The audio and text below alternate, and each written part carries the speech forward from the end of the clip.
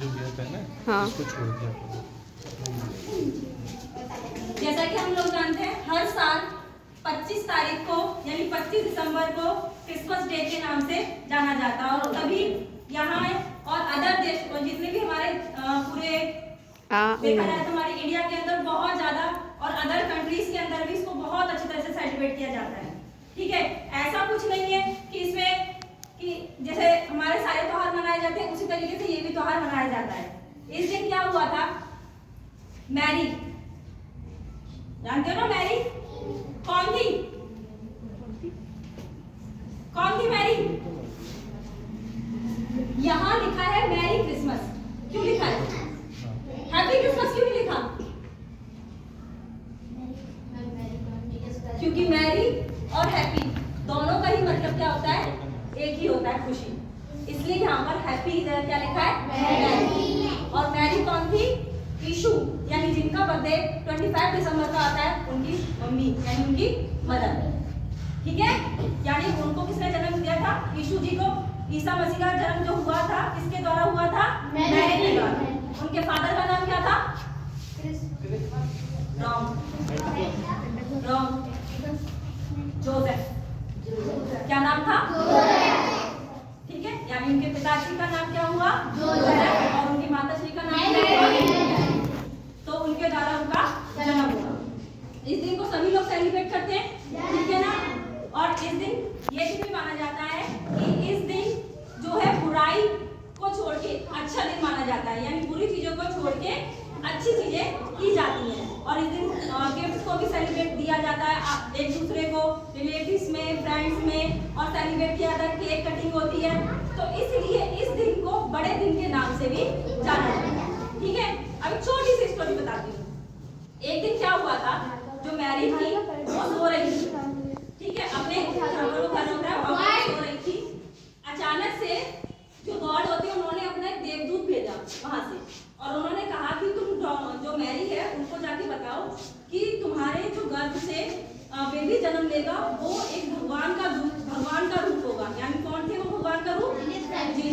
Jesus मतलब ईसा मसीह। अब वो मैरी कहती है कि मेरी तो शादी नहीं हुई, अब मेरे बेबी कैसे आएगा?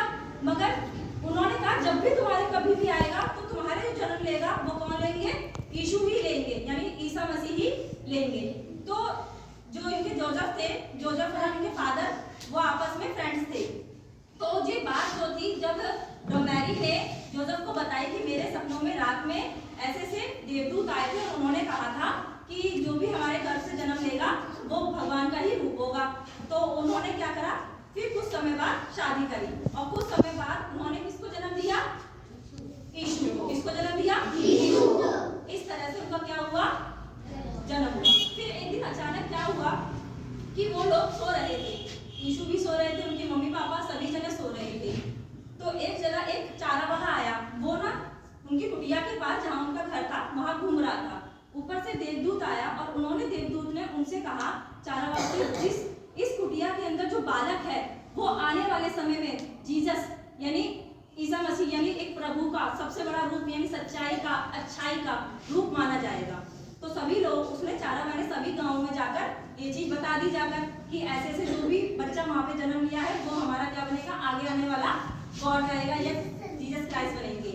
तो ये बात जो सभी, फिर धीरे धीरे वो बड़े हुए और उन्होंने उसी तरीके से क्या करा, काम करा, अच्छी चीजों को करा, लोगों की मदद करी। उन्होंने सबसे पहली बार 5000 लोगों को क्या खिलाया था? खाना खिलाया था। कितने लोगों को? 5000। और उसके बाद भी उन्होंने ये कहा था कि अभी भी किसी और ज्यादा जनों को अगर खाना देना है या फूड डिस्ट्रीब्यूशन करना है तो वो भी हम लोग करते हैं। तो इस तरह से उन्होंने अपनी जीवन बिताया। ठीक है, ये थी हमारी किसकी कहानी? जीसस। अब सेंटा क्लॉज क्यों आए ये बताओ। सब कहते हैं सेंटा क्लॉज आ गया, सेंटा क्लॉज। अब तो यीशु तो थे, तो सेंटा कहां से आए? और मेरी पूरी कहानी का सेंटा की कहानी बिल्कुल भी नहीं थी, उनकी बात नहीं थी। बताओ कहां से आए? अपने घर से। सोचो, कभी तुमने पूछा भी नहीं होगा किसी से कि कहां से आए।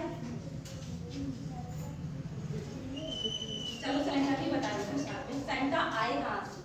एक गांव था, उसके अंदर एक बहुत बुरा इंसान था, उसका नाम था निकोलस। क्या था? निकोलस। उसको बड़ा शौक था गिफ्ट